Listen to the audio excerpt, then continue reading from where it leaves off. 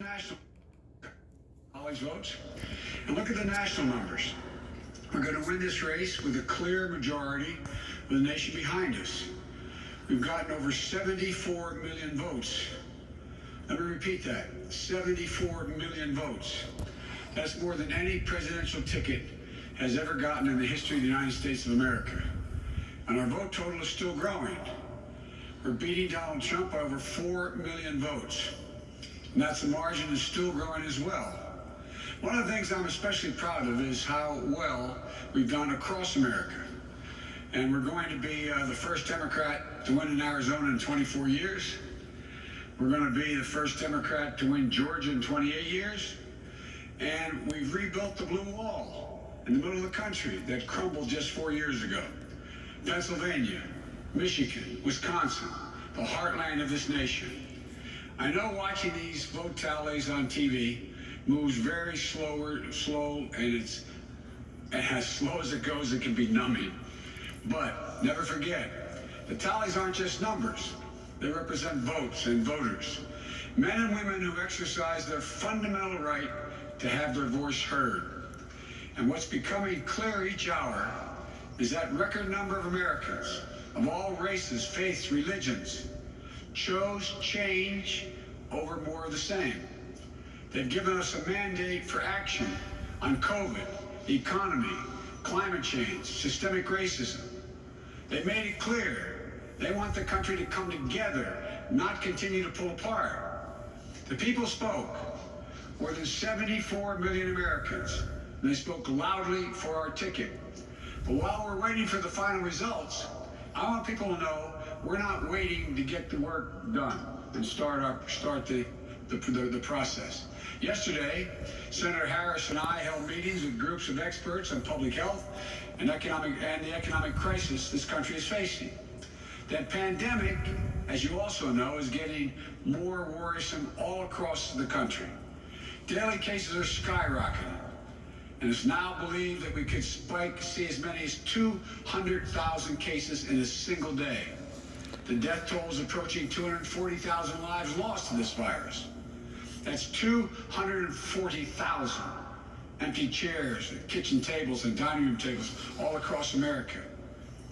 We'll never be able to measure all that pain and the loss, the suffering that so many families have experienced. We know something about what it feels like to lose someone. And I want them to know they're not alone. Our hearts break with you. We want everyone to know on day one, we're going to put our plan to control this virus into action. We can't save any of the lives lost, any of those who've been lost, but we can save a lot of lives in the months ahead. Senator Harris and I also heard yesterday about how this recovery is slowing because of the failure to get the pandemic under control. More than 20 million people are on unemployment. Millions are worried about making rent and putting food to the table. Our economic plan will put a focus on a path to a strong recovery. Look, we both know tensions are high. They can be high after a tough election, one like we've had. But we need to remember, we have to remain calm, patient. Let the process work out as we count all the votes. You know, we're proving again what we've proved for 244 years in this country. Democracy works. Your vote will be counted. I don't care how hard people try to stop it. I will not let it happen. The people will be heard. Our journey is toward a more perfect union, and it keeps moving on. In America, we hold strong views. We have strong disagreements, and that's okay. Strong disagreements are inevitable in a democracy, and strong disagreements are healthy. They're a sign of a vigorous debate, of deeply held views. But we have to remember, the purpose of our politics isn't total, unrelenting, unending warfare. No, the purpose of our politics, the work of the nation, isn't to fan the flames of conflict, but to solve problems, to guarantee justice, to give everybody a fair shot, and to improve the lives of our people. We may be opponents, but we're not enemies. We're Americans.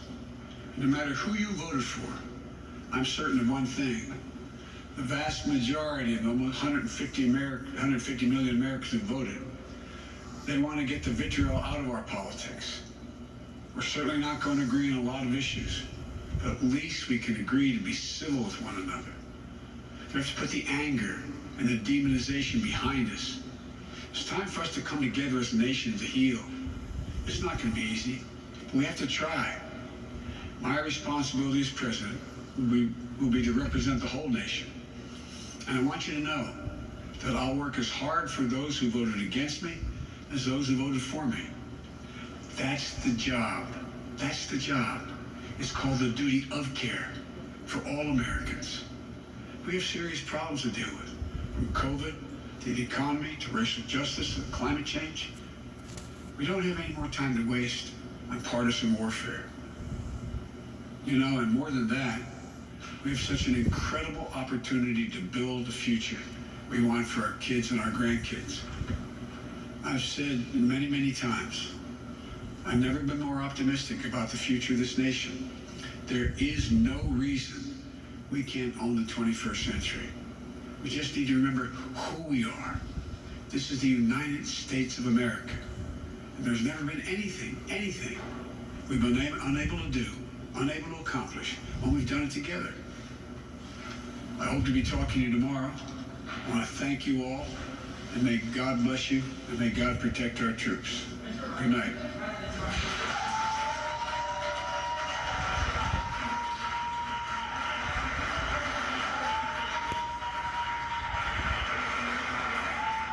So, Michael Steele, we were about to talk to you, and you get to be the one summing up as we approach the top of the hour, summing up what we just heard, a status report.